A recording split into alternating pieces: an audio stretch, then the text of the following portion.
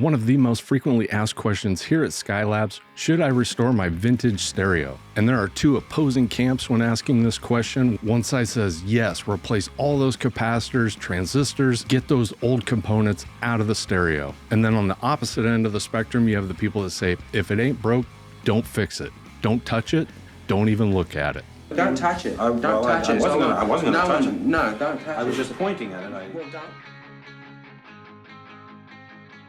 Today, we are going to cut through these arguments to see which one is right for you and your gear. What are the costs? Will a restoration and changing all those components change the sound of my receiver or my amplifier that I love? I'll have some red flags to look out for if someone claims that a piece has been restored or serviced. And later I'll share what I think is a happy medium. What I personally do with my vintage stereo equipment that I want to keep running and sounding good. It's going to be fun. This is the hottest topic in vintage stereo equipment and has been for the last 20 years.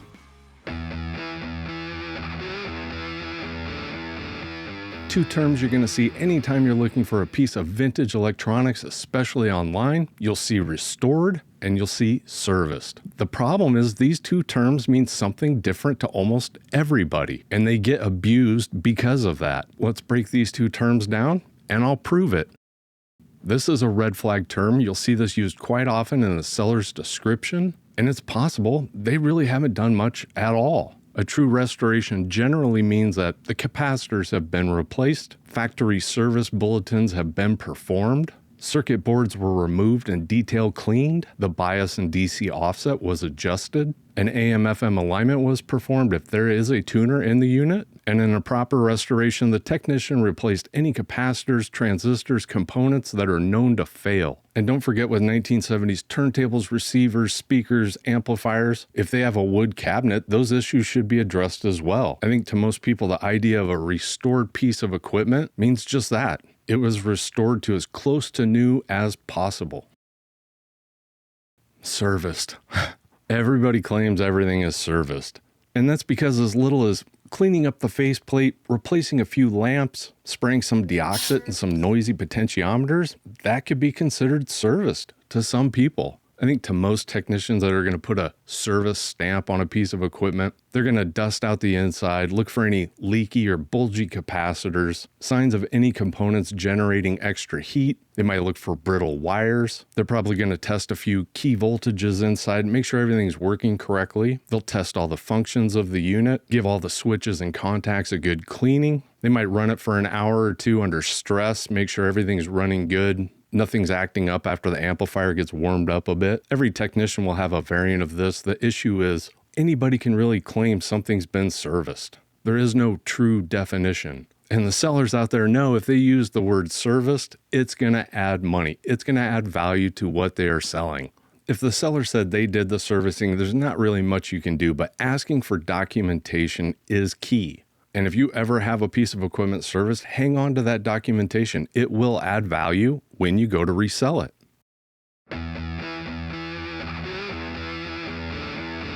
Recently got an email from a guy. He wanted to share his horror stories. He was looking to purchase a receiver online, and he took the term informed buyer to the next level. This guy went CIA level deep dive into these sellers online, and what he found was crazy. A lot of times when you see a serviced receiver or amplifier for sale, you'll see a parts bag, essentially a way of showing you what was changed out in that piece of equipment. What he found was several sellers were using the same parts bag for different amplifiers, different receivers. This guy went so far as to zoom in on that parts bag. He wrote down the values of the capacitors and then cross-referenced it with the service manual and found that those capacitors aren't even in that piece of equipment. He said there was one seller that had 3 Marantz receivers, all different models, and he was using the same inside shot to show that those receivers had been serviced, but it was one photo for 3 different models. There's always a potential that the seller did actually do all the work that he is claiming he did, was maybe just a little bit lazy in using an old photo. It's definitely possible.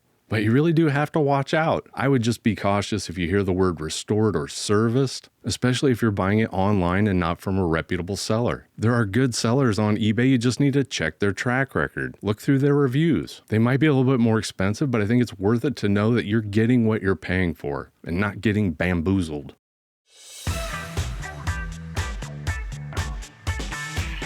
let's get into the cost, because I know a lot of you are interested in what's the cost of a restoration and what's the cost of getting something serviced. And with a restoration, some of the biggest factors that are going to determine how much it costs has to do with the complexity of the piece. There's a huge difference between an 18 watt per channel entry-level receiver and a flagship monster. And then there's the question of how much is the technician going to charge you? How much are the parts going to cost? And while the costs of most components are still relatively low, the technician's time is really what you're paying for. Some of these full restorations, you could be looking at anywhere between 10 to 40 hours depending on the unit and the amount of parts that need to get changed out. Even at a ballpark figure, I think you're probably looking at 600 for a smaller unit, all the way up to 1,500, 2,000 plus for a monster receiver or amplifier. It's not like all technicians work at the same pace. Some are quicker, some are a little bit slower. Some might spend more time with the details. And I think when you're talking about $1,000 plus restoration, this is something you do want to talk to the technician about. What does your full restoration include? And just to get you a basic idea for service work done, most shops and most technicians are charging a basic bench fee, ranging anywhere between $75 to $150. And that's used to cover their time to diagnose your piece of equipment, figure out what they think it's going to take to fix it. From there, some technicians will charge you an hourly rate, while other technicians will bid you a price, bid you a quote, going off previous repairs that they think are similar so they can gauge the amount of time they think they're going to need, the amount of parts they think they're going to need. And that way they don't have to keep track of their hours. And again, as a real loose ballpark, you're probably looking anywhere between $150 to replace a couple lamps, maybe change out a capacitor, get your unit working again, all the way up to $8,000, $9,000. It depends. Do you need some rare, expensive output transistors for it? Do you need a rare and expensive volume pot or switch? We have had so many emails over the years, people sending quotes, trying to explain the issue they're having with their receiver, telling us what the technician is wanting to charge them, asking us if it's a fair price. And the truth is, we can't answer that. We don't have the unit here. We can't see exactly what's wrong with it, how much time it's going to take to fix it, how many parts are needed, and how much that technician is going to charge. The only person that knows if it's a fair price is the technician. And it's no different than a plumber or a mechanic. You either have to trust that person or you need to find a different technician. That's it. Unfortunately, it's as simple as that. Or you need to buy new equipment with a warranty. And I'm being serious, and only because you'll hear people on the forum say, well, you need to go find a new technician. That guy's ripping you off. And the truth is, they might be the only technician for 1,000 miles. If you need help finding a technician, or maybe you want to try servicing your own equipment, I cannot recommend enough our free Discord channel with over 4,000 enthusiasts and technicians that are ready to help you get you through that hump, get you some advice that'll help you get to the next stage. It's free. It's a great community of people either just hanging out and talking vintage stereo equipment, or they're helping each other fix them. There's an invite link in the description of this video, and it's also at the bottom of every page on our website.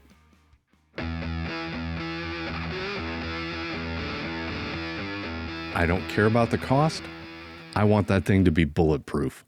We used to hear this one all the time, especially people bringing in a piece of gear that has a lot of sentimental value. And this is the problem not just with vintage electronics, it's with electronics. Bulletproof doesn't exist. Even with an extensive restoration replacing every capacitor, transistor, resistor, there are still more pieces that can fail and they're not available. Not new anyway. Circuit boards, potentiometers, switches.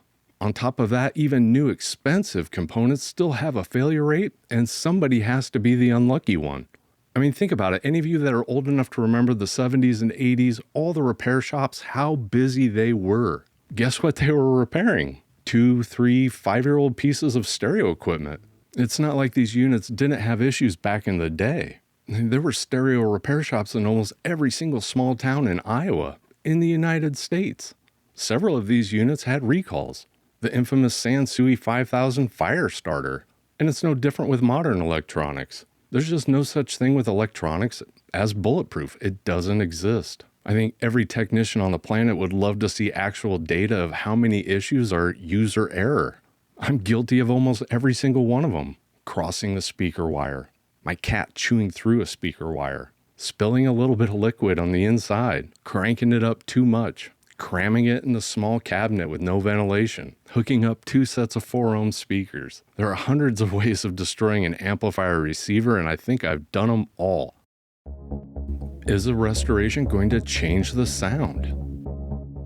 I love the idea of new components in my vintage stereo, making it more reliable, more to spec, but I don't want to change the sound. I don't want to lose that good, warm, vintage sound I have. And this is absolutely legit. But that good, warm, vintage sound might be caused by something you haven't thought about. And this is the point that's going to bake your noodle. At least it did mine. Because something a lot of us might not want to admit is it's possible that these vintage receivers and amplifiers weren't as warm as they are now when they were brand new. Because here's the thing, when those capacitors start to dry out, they start drifting in value. The bass response starts becoming a little bit dull. The highs become a little bit rolled off, starts losing its detail. And to me, when thinking about the way something sounds, to me, I would describe that as a characteristic of warm. On top of that, most of these vintage stereos are full of old transistors that are starting to become noisy, almost like little white noise generators. And that is definitely getting into the signal path. I know there are a lot of people out there that will argue with me on that, but over the years, I have worked with a lot of technicians, and every one of them would agree with me that getting new components into your vintage stereo is going to get it closer to what it originally sounded like back in the day.